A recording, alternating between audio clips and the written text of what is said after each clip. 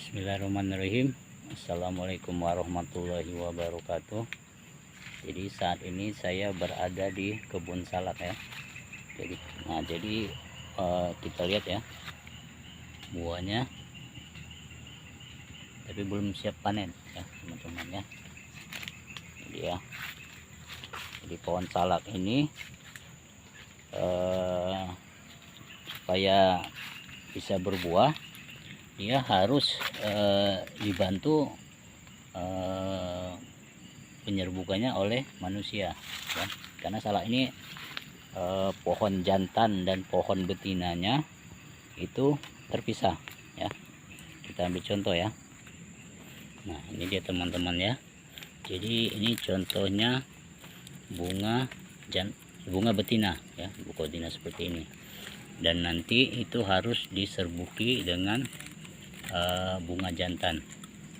Karena kalau nggak diserbuki dengan bunga jantan, ini akan tidak menjadi buah atau tidak melakukan proses penyerbukan ya. Jadi ini dia contohnya.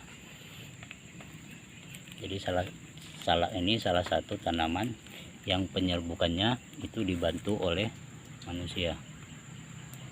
Nah, kalau sudah jadi ya seperti ini teman-teman ya. Tapi ini belum matang ya, mungkin sekitar 1 bulan lagi.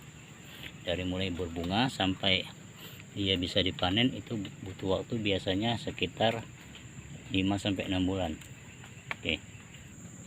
Nah, jadi penyerbukannya seperti ini ya. Jadi ini dia bunga jantan ya, kita lihat berbeda ya teman-teman ya, bunga jantan. Nah, nanti ada serbuk yang kuning. Nah, ini kita taburkan di sini ya, di bunga betina ini ya. Dan kemudian kita letakkan seperti ini. Jadi kira-kira kalau memang dia proses penyerbukannya sempurna atau berjalan, kira-kira 1 minggu sudah akan muncul calon dari buahnya ya, seperti ini. Nah, inilah dia proses perkawinan atau penyerbukan salak yang menggunakan bantuan manusia. Jadi dia tidak bisa melakukan penyerbukan sendiri, karena memang pohon betina dan pohon jantannya itu berbeda. Jadi kalau teman-teman yang berniat menanam pohon salak, itu kita harus menanam yang betina dengan yang jantannya. Karena kalau kita hanya nanam pohon betinanya, jelas tidak ada untuk penyerbukan dari bunga betinanya nanti. Dan ini dia ya, contoh dari bunga jantan ya. Tapi ini belum kelihatan serbuknya. Jadi ini belum bisa kita pakai untuk mengawinkan dengan bunga betina tadi ya. Kita masih harus tunggu mungkin sekitar 3-4 hari lagi ya. Tapi dia bentuknya berbeda ya teman-teman ya, seperti yang tadi. Nah, kalau misalnya itu tidak kita ambil untuk melakukan penyerbukan, nah, bunga jantan ini akan busuk seperti ini dia ya. Oke. Nah, jadi setelah kita serbukan, dia akan muncul seperti ini ya. Ini dia teman-teman ya. Ini mungkin sudah sekitar 2 minggu. Jadi sudah mulai terbentuk dari calon buahnya, dari buah salak ini ya. Dan ini dia yang sudah mungkin berusia sekitar 2 bulan ya. Jadi bagus tidaknya itu tergantung pada penyerbukannya. Semakin banyak bunga sari yang kita taburkan, itu akan membentuk proses pembuahannya akan lebih banyak. Oke, jadi tanaman salak ini usianya juga cukup lama ya teman-teman ya. Ini yang ada di sini itu usianya sekitar hampir 30 tahun ya, 20 tahun lebih ya.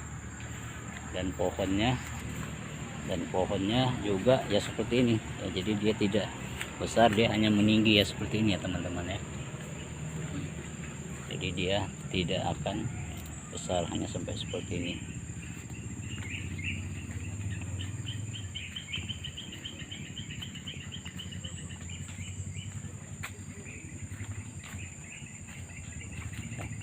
Nah, cuman kita harus berhati-hati dengan salak ini, karena salak ini pohonnya itu berduri ya seperti ini.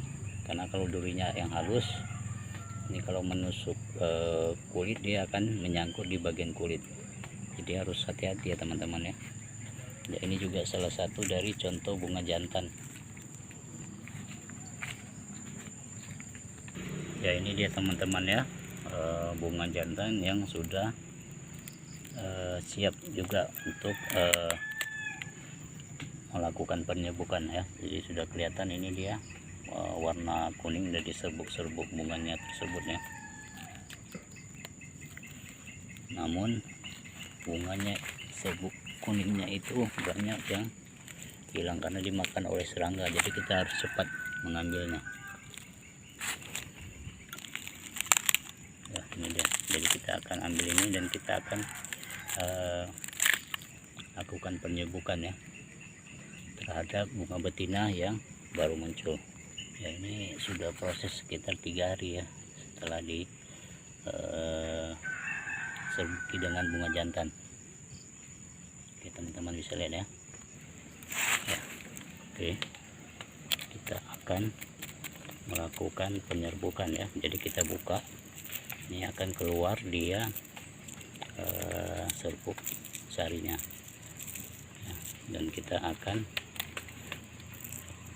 taruh di bunga betinanya teman-teman ya.